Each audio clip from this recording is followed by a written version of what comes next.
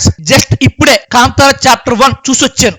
ఇది హైప్ ఒక్కటే కాదు, థియేటర్ లో మాత్రమే చూడవలసిన సినిమా. నా రేటింగ్ అయితే కనుక 3.5. చివరిదాకా చూడకూడదు అనుకున్న వాళ్ళు స్కిప్ చేయొచ్చు.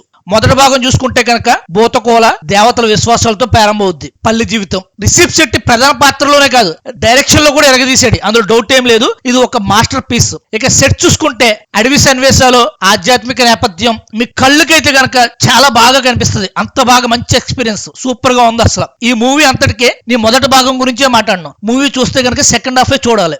ఇది ఒక గేమ్ చేంజర్ అనమాట సెకండ్ భాగం. ఇంకా రిషబ్ శెట్టి అయితే కనుక యాక్షన్ లో బీస్ట్ మోడ్ లో ఉన్నాడు. అసలు ఒక బీస్ట్ ఎలా ఉంటాడో అలాగే ఉన్నాడు.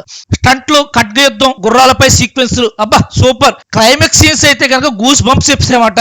దానికి తోడు బ్యాక్గ్రౌండ్ స్కోర్, విజువల్ కలిసినప్పుడు థియేటర్ లో ఒక కూల్ ఫీలింగ్ కలుగుతుంది మాట. మీకు సూపర్ గా ఉంటది. అసలు మన హాలీవుడ్ మూవీ చూస్తున్నామా అన్నట్టుగా ఉంటది. ఫస్ట్ హాఫ్ మొత్తం డ్రాబ్యాక్ మూవీకి. కథలో చాలా ఖాళీలు ఉన్నాయి, పాత్రలో కూడా అంత బాగాలేదు.